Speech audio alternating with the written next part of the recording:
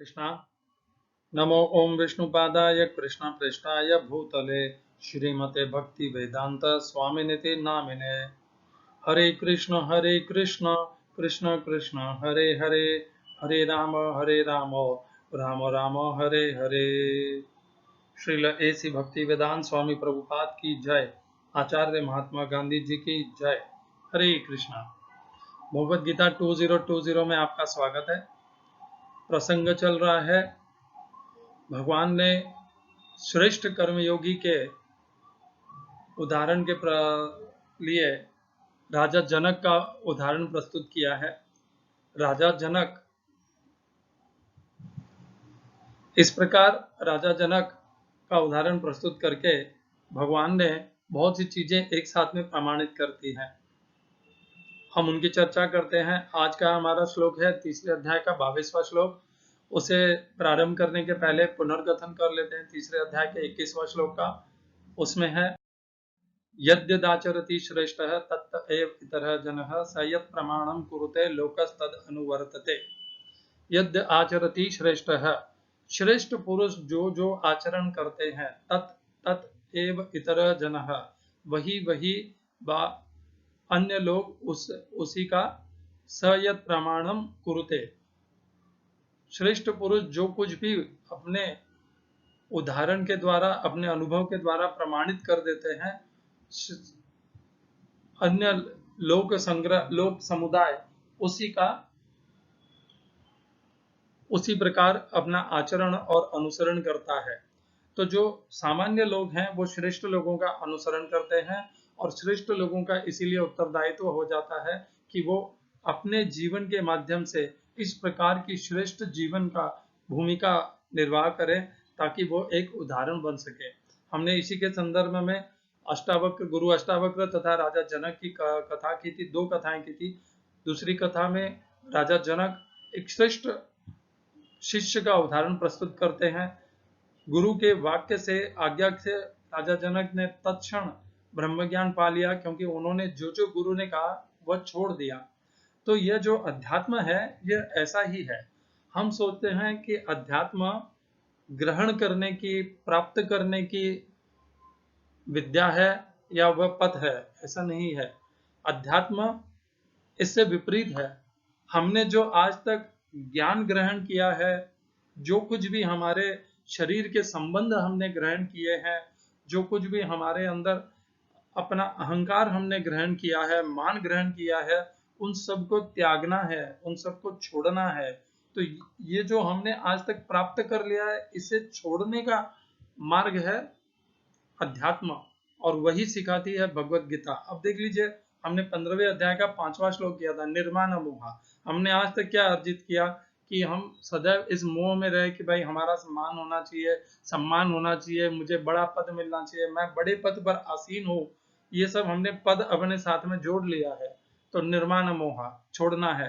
जित संग दोषा, संग के दोष, ये मेरा परिवार है, ये मेरा पुत्र है, पुत्री है, पत्नी है, माता है, पिता है, घर है, भाई है, बंधु है, सखा है, व्यापार है, ये सब हमने संबंध जोड़े हैं, इन सबको छोड़ना है। जित संग दोषा अध्यात्म नित्या, सदैव अपने आत्म स्वरूप में स्थित रहना। यदि हम आत्म स्वरूप में स्थित नहीं रहेंगे तो ये सब जो लक्षण है इन्हें प्राप्त कर पाना संभव ही नहीं होगा। न तो मान को निर्माण हो पाएंगे, न संग के दोष को जीत पाएंगे। ये कुछ भी संभव नहीं है जब तक अध्यात्म, अपने आत्म स्वरूप में यदि हम स्थित नहीं होंगे। और एक बार नहीं, नित्य उसी में स्थित रहना पड़ेगा।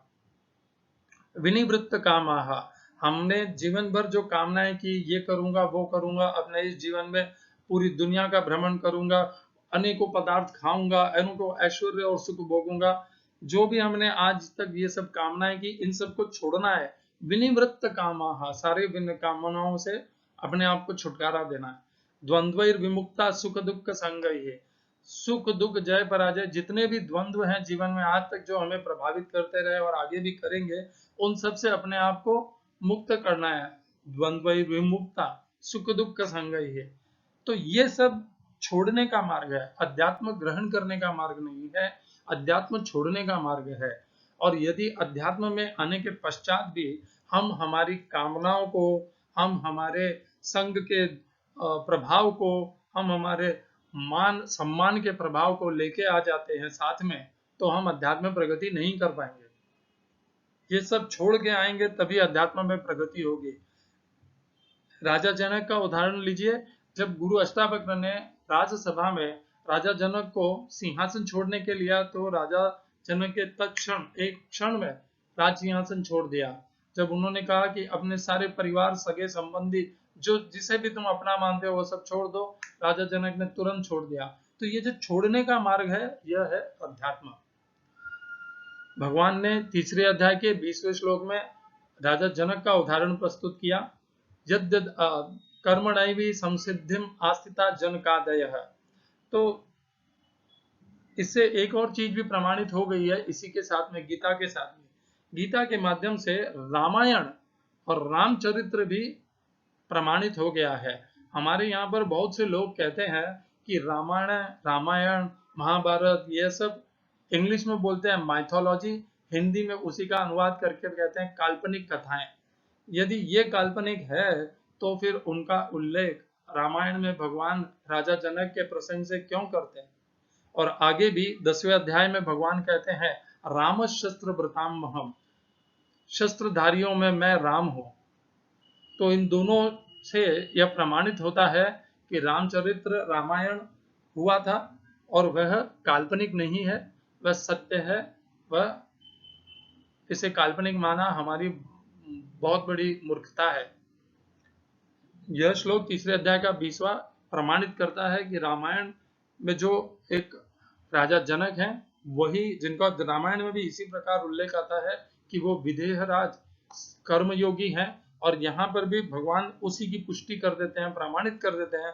भगवान एक बार जिस बात को कह देते हैं, वो सर्टिफिकेट उन्हें मिल जाता है, प्रमाण पत्र मिल जाता है। राजा जनक को भगवान ने प्रमाण पत्र दे दिया कि वह श्रेष्ठ कर्मयोगी हैं। यह सब हमने जाना। अब आगे बढ़ते हैं।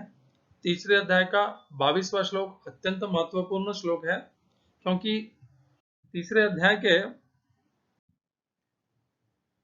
21वें श्लोक, 20 और 21वें श्लोक में भगवान ने राजा जनक का उदाहरण दिया। नमे पार्था। अब 22वें श्लोक में भगवान क्या कहते हैं, उसका संबंध है तीसरे अध्याय के 20वें 21वें श्लोक से। उस संबंध को भी चर्चा करेंगे। पहले तीसरे अध्याय का 22वां श्लोक एक बार अध्ययन करते हैं। नमे पार्थास्ति कर्तव्यम त्रिषु लोकेषु किंचन नानवाप्तमवाप्तव्यम वर्त एव च कर्मणि। हिंदी अनुवाद गीता यथारूप श्रील प्रभुपाद। हे प्रथापुत्र, तीनों लोकों में मेरे लिए कोई भी कर्म नियत नहीं है, न मुझे किसी वस्तु का अभाव है और न आवश्यकता ही, तो भी मैं नित्य नियत कर्म करने में तत्पर रहता हूं। English translation Gita as it is, Swami Prabhupada. O son of Pratha, there is no work prescribed for me within all the 3 planetary systems, nor am I in want of anything, nor have I need to obtain anything, and yet I am engaged in work.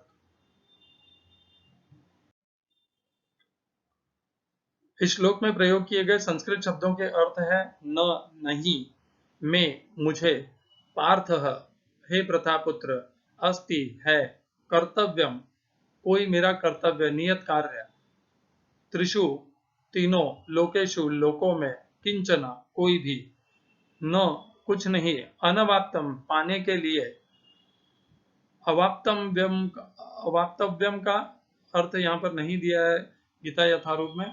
No need to want anything. वर्ते, लगा रहता हूं, एव, निश्चय ही, च, भी, कर्मणि, नियत कर्मों में। इस श्लोक का तात्पर्य गीता यथारूप से तीसरे अध्याय का 22वां श्लोक है।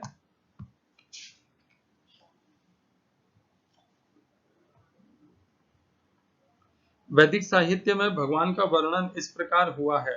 परमेश्वर समस्त नियंताओं के नियंता हैं और विभिन्न लोकपालकों में सबसे महान है। सभी उनके अधीन है। सारे जीवों को परमेश्वर से ही विशिष्ट शक्ति प्राप्त होती है। जीव स्वयं श्रेष्ठ नहीं है, वे सभी देवताओं द्वारा पूज्य हैं और समस्त संचालकों के भी संचालक हैं। अतः वे समस्त भौतिक नेताओं तथा नियंताओं से बढ़कर हैं और सबों द्वारा आराध्य है। उनसे बढ़कर कोई नहीं है और वे ही समस्त कारणों के कारण है। उनका शारीरिक स्वरूप सामान्य जीव जैसा नहीं होता। उनके शरीर तथा आत्मा में कोई अंतर नहीं है। वे परम है। उनकी सारी इंद्रियां दिव्य है। उनकी कोई भी इंद्रिय अन्य किसी इंद्रिय का कार्य संपन्न कर सकती है। इसका इस श्लोक से क्या लेना देना। अतः न तो कोई उनसे बढ़कर है, न ही उनके तुल्य है। उनकी शक्तियां बहुरूपिणी है। फलतः उनके सारे कार्य प्राकृतिक अनुक्रम के अनुसार संपन्न हो जाते हैं। चूंकि भगवान में प्रत्येक वस्तु ऐश्वर्य से परिपूर्ण रहती है और पूर्ण सत्य से ओतप्रोत रहती है, अतः उनके लिए कोई कर्तव्य करने की आवश्यकता नहीं रहती। जिसे अपने कर्म का फल पाना है उसके लिए कुछ न कुछ कर्म नियत रहता है, परंतु जो तीनों लोकों में कुछ भी प्राप्त करने की इच्छा नहीं रखता उसके लिए निश्चय ही कोई कर्तव्य नहीं रहता।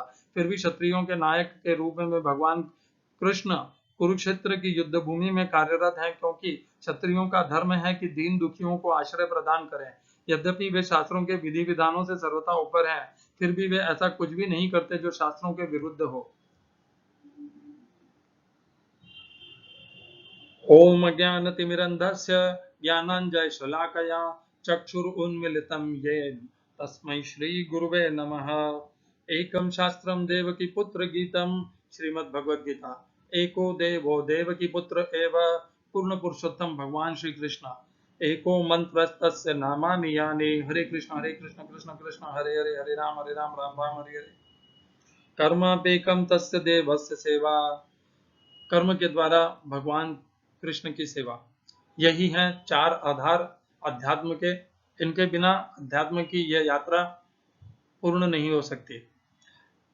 यह श्लोक भगवान ने पहले तीसरे अध्याय के 20वें श्लोक में राजा जनक का उदाहरण प्रस्तुत किया। तीसरे अध्याय के 21वें श्लोक में भगवान एक भूमिका बनाते हैं। यद्यदाचरति श्रेष्ठ तत्तएव, कि जितने भी श्रेष्ठ मनुष्य हैं उन सब का यह उत्तरदायित्व है कि वह श्रेष्ठ जीवन का उदाहरण प्रस्तुत करें, ताकि बाकी के जो अन्य लोग हैं जो कम समझते हैं वे उनका अनुसरण करते हुए श्रेष्ठता को प्राप्त हो सकें। चूंकि भगवान भी श्रेष्ठ हैं, श्रेष्ठ नहीं भगवान तो सर्वश्रेष्ठ हैं, तो अब भगवान स्वयं अपना ही उदाहरण बता रहे हैं। भगवान को ऐसी आवश्यकता क्यों पड़ गई? ऐसा कई बार अगर यदि हम सोचें कि भगवान ने जब राजा जनक का उदाहरण दे दिया तो भगवान को अब स्वयं का उदाहरण देने की क्या आवश्यकता पड़ गई? तो भगवान को स्वयं का उदाहरण देने की आवश्यकता पड़ गई क्योंकि हम मनुष्य ऐसे ही हैं। हम अपने लाभ हेतु भगवान के दिए हुए ज्ञान और उपदेश को भी तोड़ मरोड़ करके प्रस्तुत कर सकते हैं। बहुत से लोग कह सकते हैं कि मान लेते हैं तीसरे अध्याय के 20वें श्लोक में कि कर्मयोगियों में राजा जनक श्रेष्ठ हैं, परंतु फिर भी कर्मयोग अपने आप में ही श्रेष्ठ नहीं है।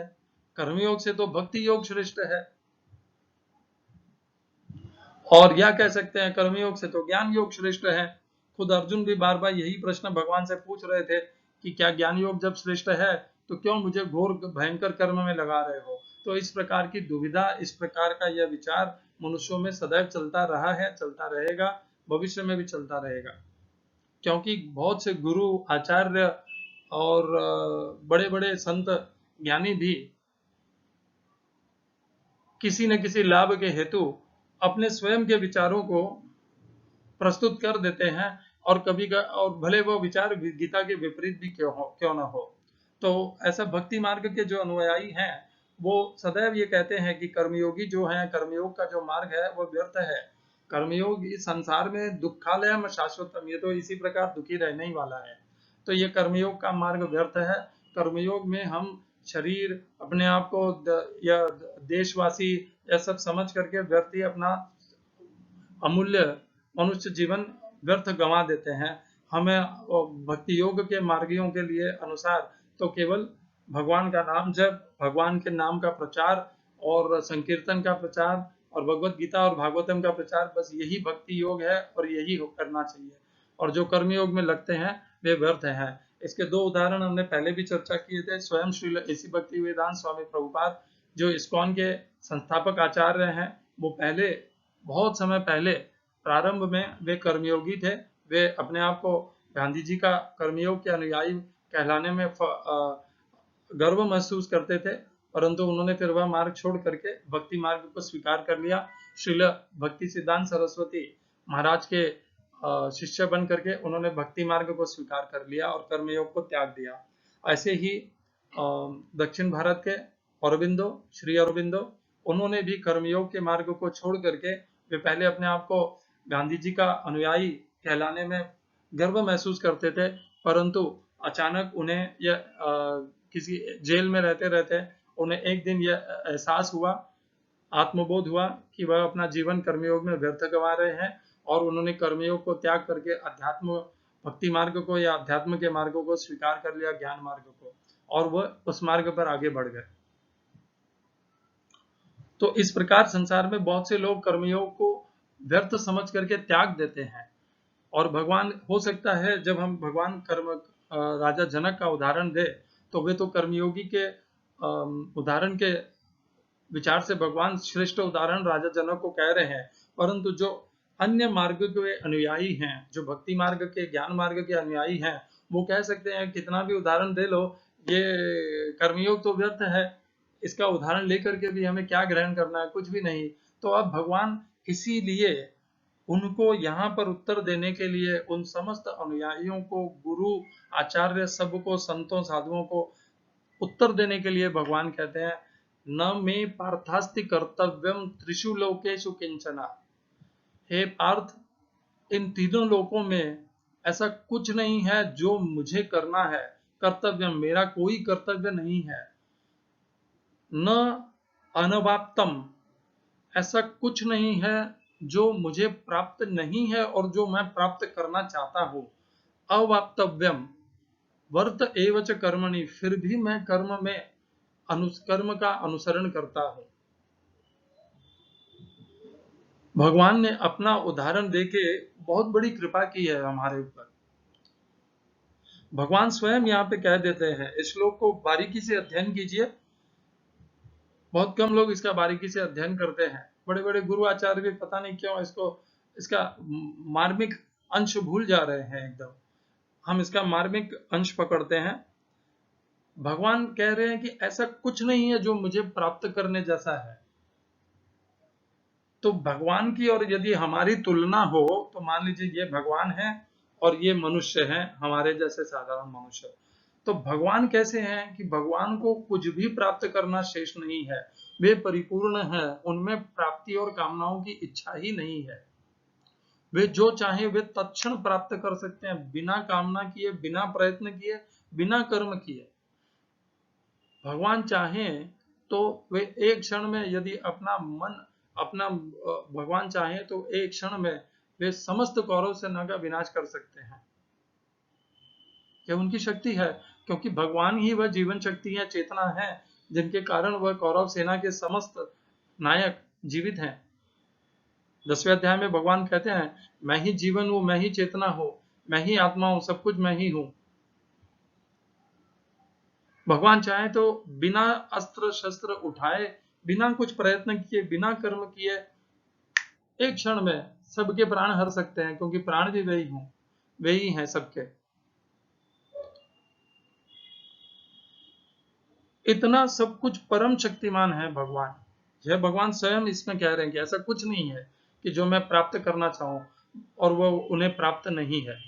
अब इन्हीं की तुलना में, भगवान की तुलना में हम साधारण मनुष्यों को देखिए, हमारे पास सदैव हमें लगता है कि कुछ भी नहीं है। हम सदैव प्राप्त करने में ही लगे रहते हैं, और प्राप्त करने के लिए हम कर्म करते हैं। यदि हम अपने आप को, साधारण मनुष्य तो करते ही हैं जो सकाम कर्म में लगे हैं, परंतु जो भक्ति योग में भी लगे हैं या ज्ञान योग में भी लगे हैं, तो भी वे कुछ प्राप्त करने के चक्कर में ही लगे रहते हैं। उदाहरण देता हूं,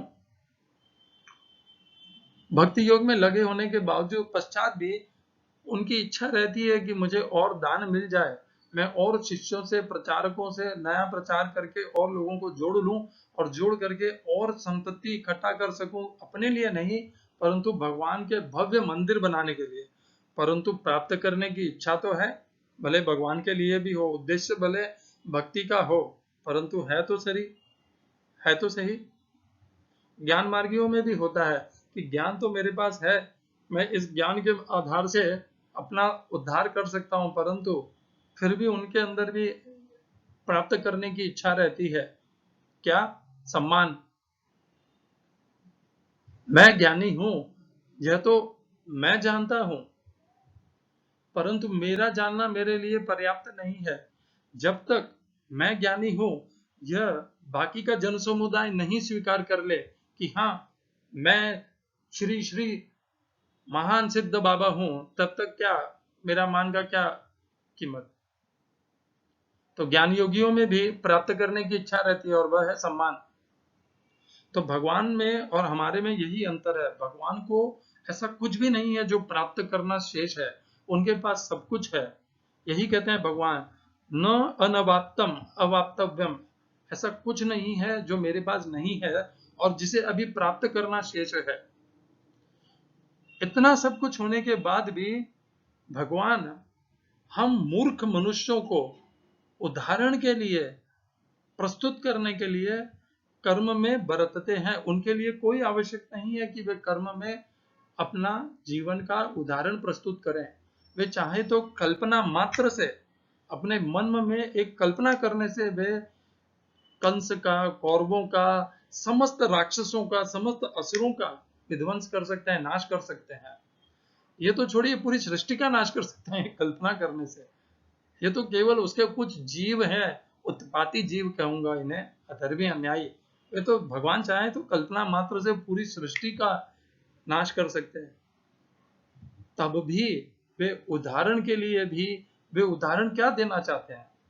भगवान नहीं कहते कि मैं भक्ति का उदाहरण देना चाहता हूं कि तुम भक्त करो। भगवान कहते हैं फिर भी मैं कर्म का उदाहरण देना चाहता हूं कि मनुष्य को कर्म करना चाहिए, कर्म योग करना चाहिए। भगवान क्यों ये गीता में बार बार कहते हैं कि मैं यही उदाहरण प्रस्तुत करना चाहता हूं कर्मयोग का, और बार बार कहते हैं भगवान कि जो मैं करता हूं उसी प्रकार बाकी के मनुष्य उसी राह पे चलते हैं। तो भगवान इस बात को अच्छे से जानते हैं कि जो जो उदाहरण वह प्रस्तुत करेंगे, उसी उदाहरणों के ऊपर श्रेष्ठ जन समुदाय चलेगा, क्योंकि भगवान तो सर्वश्रेष्ठ हैं। श्रेष्ठ भी नहीं, सर्वश्रेष्ठ है। पिछले श्लोक में भगवान ने कहा था, तीसरे अध्याय के 21वें श्लोक में, यद्यदाचरति श्रेष्ठ तत्त एव इतरः जनः।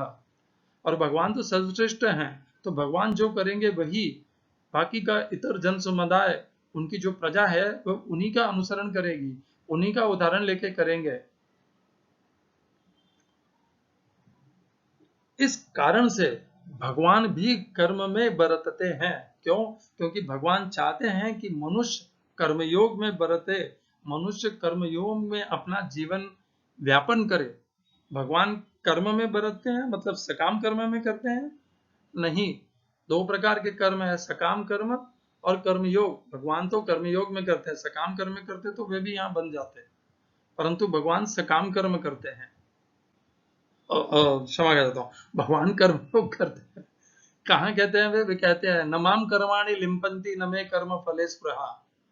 ना तो मेरा कर्म में कोई भी मेरी इच्छा रहती है, ना आसक्ति रहती है, ना मेरा उनके साथ कोई संग रहता है, ना कुछ प्राप्त करने का हेतु रहता है, ना मेरा उनसे कोई लगाव या जुड़ाव रहता है, फिर भी मैं कर्म करता हूँ। अर्थात भगवान कर्मयोगी हैं। और भगवान यदि अपने माध्यम से जन समुदाय को कोई उदाहरण प्रस्तुत करना चाहते हैं, तो वो कौन सा है? कर्मयोग का है। वर्त एवच कर्मणि, इस संसार को मृत्यु लोक कहते हैं। क्यों? क्योंकि इस संसार का सबसे बड़ा सत्य है मृत्यु। इस संसार में जो कोई भी प्राणी है, वो सब मृत्यु के अधीन है। आज नहीं तो कल सबकी मृत्यु निश्चित है। भगवान भी जानते हैं जितने भी अधर्मी, आतताई हैं, अन्यायी हैं, इन सब की मृत्यु होगी।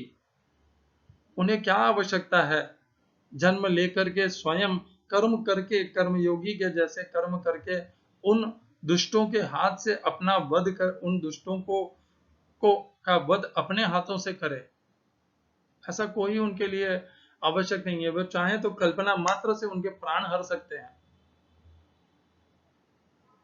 परंतु वे इतर मनुष्य, अन्य मनुष्यों के उदाहरण के लिए जन्म लेते हैं, दिव्य जन्म लेते हैं, दिव्य कर्म करते हैं, और उन कर्मों के माध्यम से सर्व मनुष्य समुदाय को कर्मयोग की शिक्षा देते हैं, कर्मयोग का अनुसरण करने के लिए कहते हैं। तीसरे अध्याय में एक श्लोक है, कांक्षन्तः कर्मणां सिद्धिं यजन्ते इह देवताः क्षिप्रं हि मानुषे लोके सिद्धिर्भवति कर्मजा। नहीं, ये चौथे अध्याय में है, क्षमा करिएगा।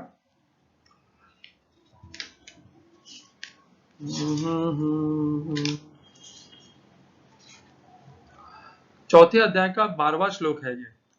कांक्षन्तः कर्मणां सिद्धिं यजन्ते इह देवताः क्षिप्रं हि मानुषे लोके सिद्धिर्भवति कर्मजा।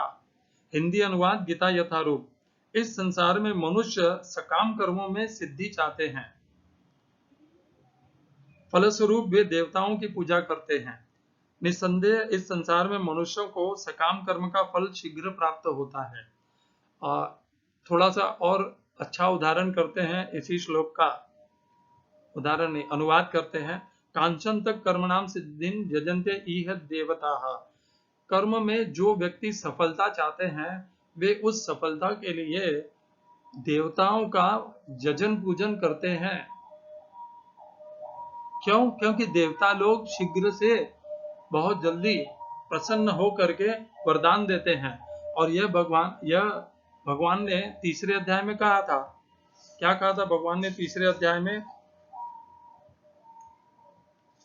भगवान ने तीसरे अध्याय में कहा था, देवान भावयतानेन ते देवा भावयन्तु वह परस्परम भावयन्त श्रेय परम अवाप्स्यत। तो यह है तीसरे अध्याय का 11वां श्लोक। देवान भावयतानेन, यदि तुम देवताओं का यजन पूजन करोगे तो देवता भी तुम्हें प्रत्युत्तर में जो भी तुम्हारी इच्छा है वह प्रदान करेंगे, उसकी सफलता पूर्ण करेंगे। परस्परम, एक दूसरे के इस प्रकार एक दूसरे के लिए कर्म करते हुए सभी श्रेय अर्थात सफलता और सुख को प्राप्त होगे। तो इसी श्लोक को आधार लेकर चौथे अध्याय में एक और कहा है भगवान ने, कांक्षन्तः कर्मणां सिद्धिं यजन्त इह देवताः। तो मनुष्य इस संसार में क्या चाहता है? मनुष्य चाहता है कर्मों में सफलता प्राप्त हो, यह मनुष्य चाहता है। और भगवान क्या कहते हैं तीसरे अध्याय के 22वें श्लोक में, इस संसार में ऐसा कुछ नहीं है जो मैं प्राप्त करना चाहता हूं। तो हमारे में और भगवान में यही तुलनात्मक अंतर है। हम तो सदैव चाहते हैं, यह है चौथे अध्याय का 12वां श्लोक, कांक्षन्तः कर्मणां सिद्धिं यजन्ते इह देवताः। और भगवान कहते हैं, न अनवाप्तम अवाप्तव्यम, ऐसा कुछ नहीं है जो मुझे प्राप्त करना शेष है और जिसके लिए मैं प्राप्त करने के लिए प्रयत्न करूं। उसी चौथे अध्याय के 12वें श्लोक में और क्या कहते हैं भगवान अगली पंक्ति में, क्षिप्रम ही मानुषे लोके सिद्धिर्भवति कर्मजा। क्षिप्रम ही मानुषे लोके, जिसे हम अभी मृत्यु लोक कहे थे, जिसे हम पृथ्वी लोक कहते हैं, इस लोक का सबसे, यदि अनेकों नाम हो सकते हैं इस लोक के, देखिए एक है पृथ्वी लोक, दूसरा है मृत्यु लोक, तीसरा है यहाँ पर भगवान कहते हैं मानुषे लोक, मानुषे अर्थात मनुष्य लोकों, मनुष्य का लोक, चौथा और सबसे महत्वपूर्ण कर्म लोक। क्यों कर्म लोक? क्योंकि यही एक लोक है जहां पर कर्म करने से ही सफलता प्राप्त होती है और कर्म करने से बंधन भी प्राप्त होते हैं। देवताओं को इस प्रकार बंधन नहीं लगते, देवताओं को प्रयत्न भी नहीं करना पड़ता। जब मनुष्य बहुत पुण्य कर्म अर्जित कर लेता है तो उसे देवलोक में, स्वर्ग में उन पुण्य कर्मों को भोगने के लिए स्थान मिलता है। उस स्वर्गलोक में उसे कोई प्रयत्न नहीं करने पड़ते, कोई प्रयास नहीं करना पड़ता, सहज ही कल्पना मात्र से सब कुछ प्राप्त हो जाता है। जो वह चाहता है वह उसे मिल जाता है। परंतु उस देवलोक में भी कर्म बंधन है। परंतु मनुष्य लोक और देवलोक में यही अंतर है प्रमुख। क्या? मनुष्य लोक अर्थात यह कर्मलोक में कर्म करने से हमें जो प्राप्त करना है वह हम प्राप्त कर सकते हैं, परंतु देवलोक में तो हम इच्छा मात्र से प्राप्त कर सकते हैं। और भगवान का जो उच्चतम लोक है वहां पे तो कुछ प्राप्त करने जैसा है ही नहीं, सब कुछ वहां पर ऐसे ही है और कुछ प्राप्ति करने जैसा भाव ही नहीं बचता, तभी हम वहां पे पहुंच सकते हैं। भगवान को इस प्रकार जानना हमारे लिए अति आवश्यक है, क्योंकि भगवान अब अपना स्वयं का उदाहरण दे रहे हैं।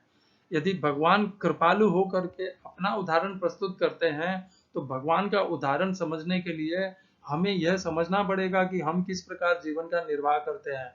हम सदैव प्राप्त करो, अर्जित करो, पाओ, इसमें लगे रहते हैं और क्या करते हैं? कर्म करते हैं।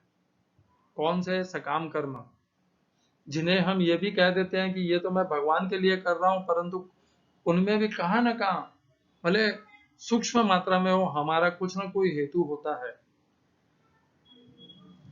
परंतु कर्मयोगी इससे विपरीत चलता है।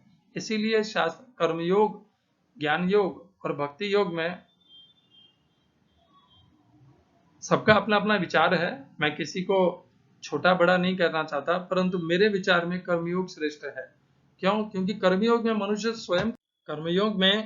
स्वयं के लिए कुछ चाहता ही नहीं है। उसे जो भी साधन सामर्थ्य मिला है, वह उसका उपयोग दूसरों के सुख के लिए, दूसरों की सुविधा के लिए, व्यवस्था के लिए, संरक्षण के लिए लगा देता है, स्वयं के लिए नहीं लगाता। इसीलिए केवल इसी कारण से, इसी उद्देश्य से, इस भाव के कारण ही कर्मयोग श्रेष्ठ है। यह भाव भक्ति योग में और ज्ञान योग में थोड़ा सा कम पड़ता है। भक्ति योग में भी हम भगवान को प्रसन्न करने के लिए काम कर रहे हैं, तो कहां कहां हमारे अंदर वह भाव है कि मैं भगवान को प्रसन्न करना चाहता हूं। और ज्ञान योग में भी यह भाव है कि मैं यह ज्ञान भगवान का प्रचार कर रहा हूं। परंतु कर्मयोगी तो करता ही समस्त कर्म दूसरों के लिए है, स्वयं के लिए कुछ भी नहीं करता। और स्वयं की इच्छा के लिए या फल के लिए करना तो कर्मयोग भी नहीं कहलाता। तो यह था भगवान का स्वयं का उदाहरण देने का उद्देश्य। भगवान कहते हैं कि मैं कर्म में बरतता हूं, मैं कर्मयोग में अपना उदाहरण प्रस्तुत कर रहा हूं स्वयं का। अब तो मान जाइए कि भगवत गीता का उद्देश्य भक्ति का प्रचार करना नहीं हो सकता। जब भगवान का संपूर्ण जीवन का उद्देश्य ही कर्मयोग को प्रस्तुत करना है, तो भगवत गीता जो उनका एक प्रमुख भगवान का ज्ञान उद्देश्य है, वह भक्ति का प्रचार के लिए, भक्ति का मार्ग के लिए कैसे हो सकती है? कोई तालमेल ही नहीं बैठता। परंतु मुझे कोई आपत्ति नहीं है यदि कोई किसे भक्ति मार्ग अच्छा लगता है, तो भी उन्हें बारंबार नमन, वे बहुत श्रेष्ठ हैं, क्योंकि वे भगवान के प्रिय हैं। हमने यह श्लोक किया, इसी श्लोक से संबंधित स्वामी रामसुखदास जी ने बहुत बढ़िया कुछ अच्छी अच्छी बातें कही हैं।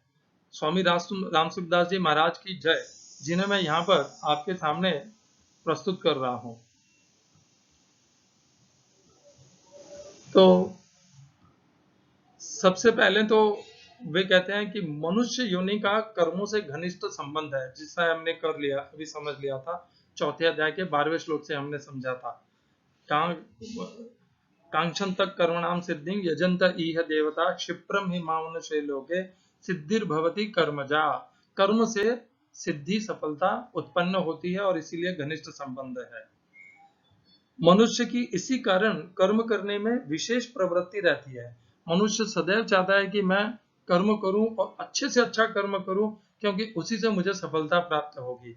वह कर्मों के द्वारा अभिष्ट वस्तुओं को, जो जो उसे इच्छा है, उनको प्राप्त करना चाहता है। यह सब हमने अभी चौथे अध्याय के 12वें श्लोक से में हमने अभी इनका अध्ययन किया था, इनकी चर्चा की थी।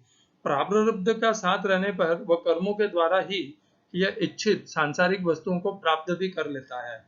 मनुष्य समझता है कि उनके कर्मों के कारण कर रहा है, परंतु यह भगवान की कृपा और प्रारब्ध, इन दोनों की मिली भगत से वह उसे प्राप्त होता है। परमात्मा के विषय में भी उसका यही भाव रहता है कि वह चेतन परमात्मा को भी जड़ कर्मों के द्वारा प्राप्त करने की चेष्टा करता है। मनुष्य सोचता है कि मैं भक्ति करूंगा, मैं माला का जप करूंगा, मैं भगवत गीता का पाठ करूंगा, मैं तिलक लगाऊंगा, मैं कंठी पहनूंगा, मैं ये कर्म करूंगा, मैं ब्राह्मणों को सेवा करूंगा। इस प्रकार से वह सोचता है कि कर्म करने के माध्यम से वह यह सफलता भगवान का परम धाम और परमात्मा प्राप्त कर सकता है। परंतु वास्तविकता यही है कि परमात्मा की प्राप्ति कर्मों के द्वारा नहीं होती। कर्मों से नाशवान वस्तु संसार की प्राप्ति होती है, अविनाशी परमात्मा की नहीं, क्योंकि संपूर्ण कर्म नाशवान इंद्रिया शरीर इंद्रिया मन आदि के संबंध से ही होते हैं, जबकि परमात्मा की प्राप्ति प्राप्ति नाशवान से सर्वथा संबंध विच्छेद होने पर होती है। यही मैंने आज पहले चर्चा की थी, जब हम कह रहे थे कि गुरु अष्टावक्र ने राजा जनक को क्या कहा, केवल छोड़ने का, अनासक्त होने का भगवान कहा था। राजपद राज सिंहासन राज चिन्ह त्याग दो, सारे संग दोष त्याग दो, समस्त संपत्ति वैभव सुख ऐश्वर्य त्याग दो, छोड़ने से। तो परमात्मा की प्राप्ति नाशवान से संबंध विच्छेद त्यागने से होती है, उनका उपयोग करने से हो भी सकती है। काफी भक्ति मार्ग में ऐसा मानते भी हैं, परंतु वास्तविकता यही है कि उनको त्याग करने से मिलेगी। त्यागने का अर्थ यही नहीं है, जैसे अष्टावक्र गुरु ने क्या कहा, उन्हें अपना समझने के भाव को त्यागना है और उनका उपयोग भगवान की दी हुई संपत्ति समझ करके, एक जैसे एक ट्रस्टी होता है चैरिटेबल ट्रस्ट का, और वह केवल एक ट्रस्टी होता है, परंतु ट्रस्ट की जो कुछ भी संपत्ति है वह उसे प्रयोग करनी है दूसरों की सेवा में, दूसरों की सहायता में। इसी प्रकार मनुष्य, भले वह राजा भी क्यों ना हो, राजा जनक भी क्यों ना हो, उसे अपने संपत्ति सामर्थ्य साधन का उपयोग करना है दूसरों को सुख सुविधा सहयोग देने में। और इसी प्रकार से जब वह जीता है तब वह कर्म करता हुआ भी अनासक्त रहेगा, संबंध विच्छेद रहेगा उसका कर्मों से, क्योंकि कर्मयोग का ही माध्यम है जिससे वह कर्मों का संबंध से विच्छेद हो सकता है, और उसी के विच्छेद होने से ही वह जो अविनाशी परमात्मा है, भगवान है, उनको प्राप्त कर सकता है। अतः उनकी प्राप्ति स्वतः सिद्ध है, कर्म साध्य नहीं। कर्मों के करने से हम भक्ति के कर्म कर सकते हैं, अच्छी बात है, बहुत अच्छी बात है, परंतु यह भी एक भाव है जो यहाँ पर स्वामी रामसुखदास जी ने प्रस्तुत किया है, इसके ऊपर भी आप अपना ध्यान करिएगा। सांसारिक पदार्थों की प्राप्ति चिंतन से नहीं होती, जबकि परमात्मा की प्राप्ति में चिंतन मुख्य है। संसार का चिंतन सर्वथा छूटते ही नित्य प्राप्त परमात्मा का अनुभव हो जाता है। भगवद गीता में ऐसे श्लोक आएंगे आगे, जिसमें भगवान स्वयं भी कहते हैं कि जैसे ही मनुष्य संसार के भोग पदार्थों का और कामनाओं का त्याग कर देता है, उसे परम दृष्टवा की दर्शन हो जाते हैं, अपने आप ही उसे प्राप्त हो जाता है। जैसे दूसरे अध्याय के स्थितप्रज्ञ में भी भगवान कहते हैं, विषा विनिवर्तन्ते निराहार देहिन रस वर्जम रसोप्यस्य परम दृष्टवा निवर्तते। तो परमात्मा के जब दर्शन हो जाते हैं तो ये सब अपने आप नहीं, यहाँ से वो संबंध तो नहीं बैठा। और श्लोक आते हैं, मैं फिर कभी उसकी चर्चा उन्हें ढूंढ करके रखूंगा। संसार का चिंतन सर्वथा छूटते ही नित्य प्राप्त परमात्मा का अनुभव हो जाता है। सांसारिक वस्तु की प्राप्ति इच्छा मात्र से नहीं होती, परंतु परमात्मा की प्राप्ति उत्कृष्ट अभिलाषा मात्र से हो जाती है। इस उत्कृष्ट अभिलाषा के जागृत होने में सांसारिक भोग और संग्रह की इच्छा ही बाधक है, दूसरा कोई बाधक नहीं है।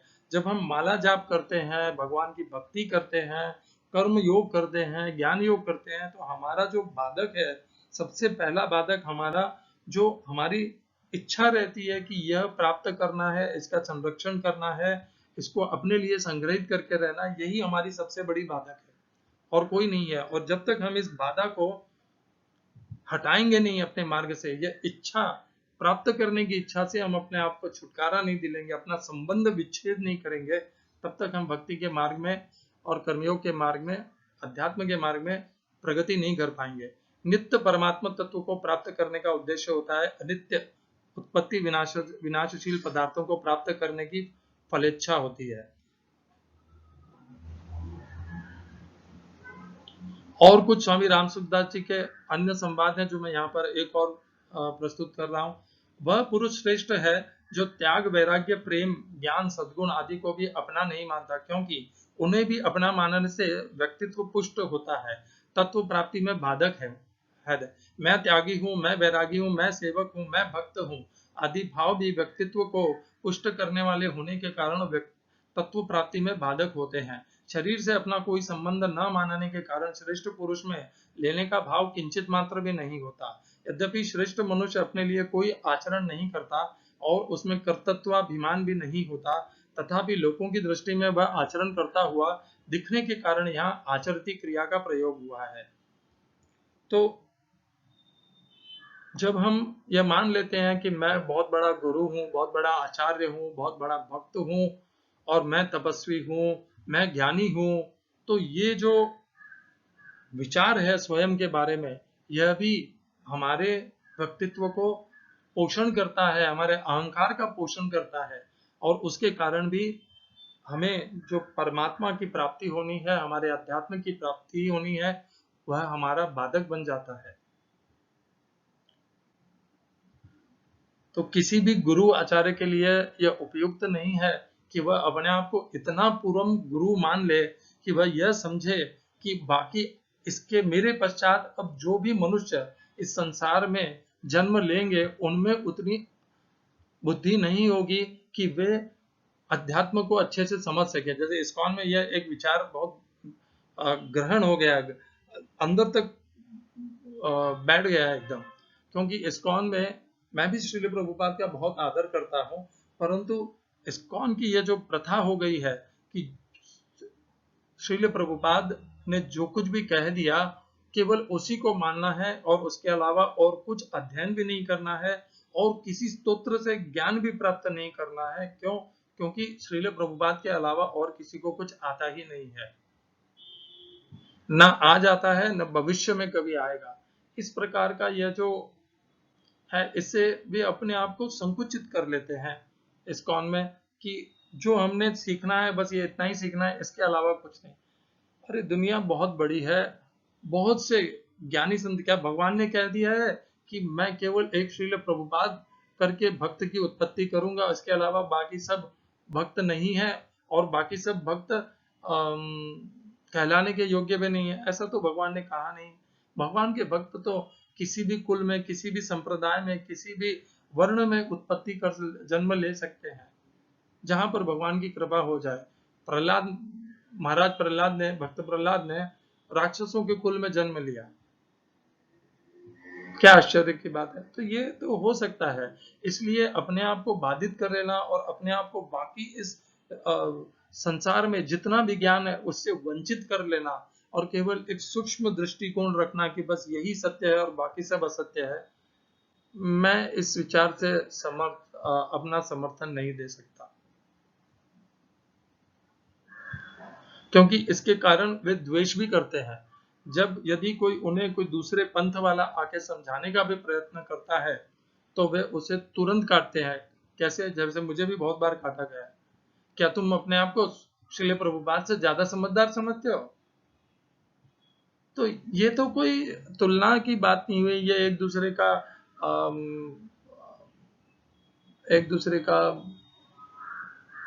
क्या कहें, एक दूसरे की मर्यादा का उल्लंघन करना, ये तो शोभा नहीं देता ना। व्यक्ति चर्चा कर रहा है, उसके मन में जो विचार है उसके लिए आप अपने मन और बुद्धि को स्वीकार तो कीजिए, सुनिए तो सही। आपको नहीं स्वीकार हो तो आप मत स्वीकार करिए, परंतु उसके ऊपर आक्रमण कर लेना कि क्या तुम अपने आप को श्रील प्रभुपाद से ज्यादा बुद्धिमान समझते, ये आक्रमण, ये द्वेष, ये कहां से भक्ति का मार्ग हो सकता है। खैर, मैं किसी की बुराई नहीं करना चाहता। हम पुनः अपने श्लोक पर आ जाते हैं। हमारा श्लोक है, नमे पार्थास्ति कर्तव्यम त्रिषु लोकेषु किंचन न अनवाप्तम अवाप्तव्यम वर्त एव च कर्मणि। श्री रामसुखदास जी महाराज अत्यंत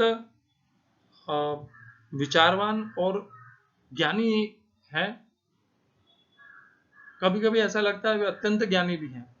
और यहाँ पर हमें जो चाहिए वह एक व्यावहारिक ज्ञान चाहिए। गीता को समझने के लिए और गीता को समझाने के लिए एक व्यावहारिक ज्ञान चाहिए। ज्यादा गहराई में जाने से वहीं पर डूब जाएंगे मनुष्य। तो हम Bhagavad Gita as it is में व्यावहारिक ज्ञान से भगवान गीता का चर्चा करते हैं। तो भगवान ने यहाँ पर स्वयं का उदाहरण दिया ताकि कोई यह न कह सके कि वो राजा जनक तो केवल कर्मयोगी के उदाहरण है। भगवान तो सबका प्रतिनिधित्व करते हैं, वे भक्ति मार्ग ज्ञानियों के और सबका प्रतिनिधित्व वे ही करते हैं, क्योंकि वे सर्वश्रेष्ठ हैं, उनसे श्रेष्ठ कोई है ही नहीं। वे ही योगेश्वर हैं, वही भक्ति के सर्वश्रेष्ठ भक्त में सर्वश्रेष्ठ है अर्जुन, और वे कहते हैं वृषणी नाम वासुदेव वो अस्मि पांडवा नाम धनंजय है। अर्जुन से बड़ा भक्त भगवान स्वयं कहते हैं कि तू मेरा अत्यंत प्रिय भक्त है। तो भक्तों में भी सर्वश्रेष्ठ हैं वे। इस प्रकार भगवान सर्वश्रेष्ठ हैं, तो वे फिर भी अपना उदाहरण प्रस्तुत करते हैं कि मैं कुछ भी नहीं चाहता, कुछ भी प्राप्त करना शेष नहीं है, फिर भी मैं कर्म करता हूँ, क्योंकि मैं चाहता हूँ कि जो लोग मेरा अनुसरण करें और मेरा अनुसरण करते हुए सभी कर्म योग में प्रवृत्त हों। इसको इसी भाव से स्वीकार कीजिए, यही आपसे निवेदन है, प्रार्थना है। तोड़िए मरोड़िएगा मत। भगवान यही चाहते हैं कि वे अपना उदाहरण प्रस्तुत कर रहे हैं कि वे स्वयं कर्म में बरत रहे हैं, जबकि उन्हें तो आवश्यकता नहीं है और हम मनुष्यों को आवश्यकता है कर्म में बरतने की, क्योंकि हमारा जो अध्यात्म का मार्ग है यह भी कर्मयोग के माध्यम से ही या भक्ति योग के माध्यम से ही सफल होगा। जो यह हमारी यात्रा है कर्मी से कर्मयोगी या भक्ति योगी की, यह जो यात्रा है यह कुछ करने से ही संपन्न होगी, अपने आप तो यह सिद्ध नहीं होगी, हमें प्राप्त नहीं होगी। तो भगवान में और हमारे में अंतर है। भगवान को तो कुछ करना ही नहीं है, वे तो ऐसे ही कुछ भी पा सकते हैं, परंतु हमें तो यह करना है। और हमें क्या करना है, भगवान अपना अनुसरण करने के लिए कह रहे हैं कि कर्म करो। आप भक्ति मार्ग योग का मार्ग चुने, आप कर्मयोग का मार्ग चुने, जो आपको प्रिय हो वह मार्ग चुने। भगवान अपना उदाहरण प्रस्तुत कर रहे हैं कि मैं कर्मयोग का मार्ग प्रस्तुत करता हूं और उसी का उदाहरण अपने जीवन में मनुष्य के इस पृथ्वीलोक पर, इस कर्मलोक में प्रस्तुत करता हूं। और यही कारण है मेरा जन्म लेने का। जन्म कर्म च मे दिव्यम, मैं जन्म लेता हूं कर्म करने के लिए। जन्म कर्म च मे दिव्यम, ये दोनों ही दिव्य हैं। श्रील ऐसे भक्ति वेदांत स्वामी प्रभुपाद की जय। आचार्य महात्मा गांधी जी की जय। भगवत गीता की जय। हरे कृष्णा।